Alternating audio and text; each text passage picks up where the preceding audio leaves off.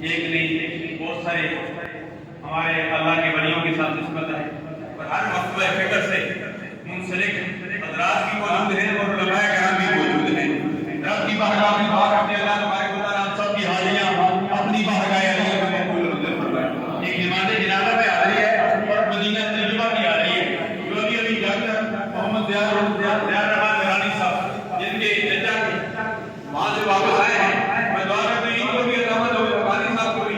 اور ملک عبدالرشید صاحب اور شیریں ملک اللہ، تمام خدمتی کو اللہ تبارک و تعالیٰ کے صدقہ برداشت کرنے کی توفیق عطا فرمائے۔ حاضرین و ناظرین، میں نے بھی جانا ہے، آپ نے بھی جانا ہے، 3 منزلوں سے ہم نے گزرا ہے۔ میرا بڑا خراب ہو، پہلی منزل کسی مٹی سے پیدا کیا گیا، دوسری منزل کسی مٹی میں لوٹایا جائے گا، تیسری منزل کسی مٹی سے اٹھایا جائے گا، کیونکہ تیمم کے بھی 3 فرائض ہیں، غسل کے بھی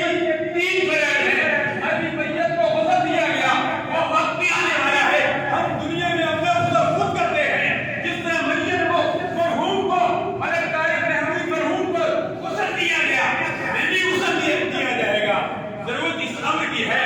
کہ اس غسل دینے سے پہلے ہم تیاری رکھیں، دن کو بھی اللہ تبارک و تعالیٰ کی یاد میں اور